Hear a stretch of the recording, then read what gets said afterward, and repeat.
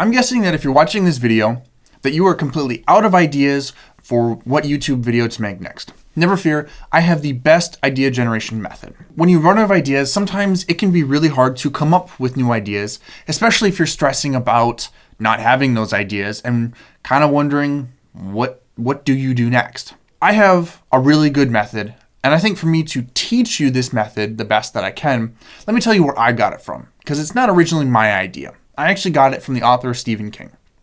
I was watching an interview a few years ago, and George R.R. Martin and Stephen King were interviewing each other. They were talking about books and writing techniques and just their writing and being an author as a whole, just kind of the entire experience. And in this interview, George R.R. Martin says something along the lines of, to Stephen King, "I think it's been a good summer when I've written 3 chapters. And yet here you are, you've come up with an entirely new book. How do you write so fast?"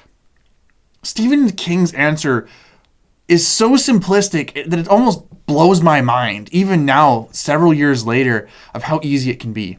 He just simply said, "I sit down and I take a certain amount of time every day to write and have ideas." That's it. That's all that he does. He sits down every day and dedicates 4 hours to sit down and write.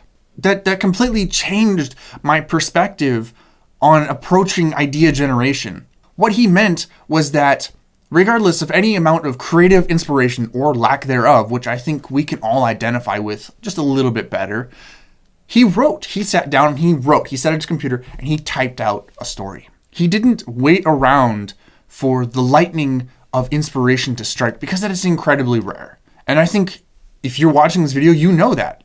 As creative people, we cannot be waiting for our next idea to simply be stumbling into our lives before we make it.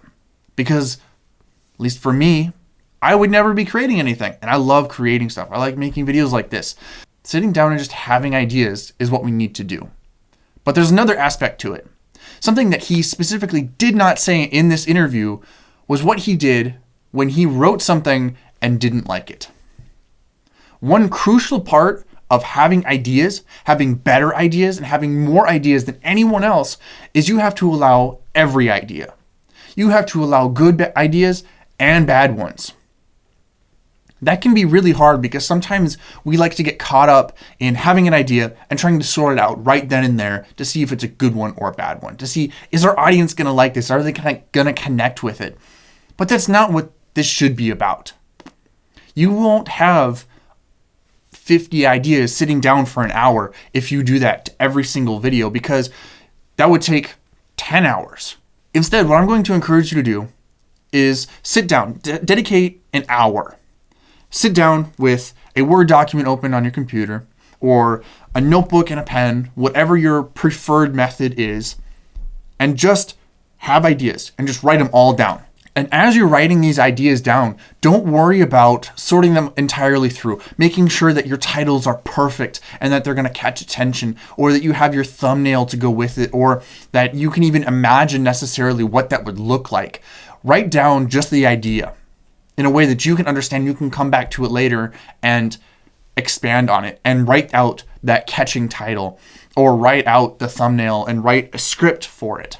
Very simply, the secret to having more ideas than anyone else, having better ideas than anyone else, is to dedicate time to sitting down and being creative.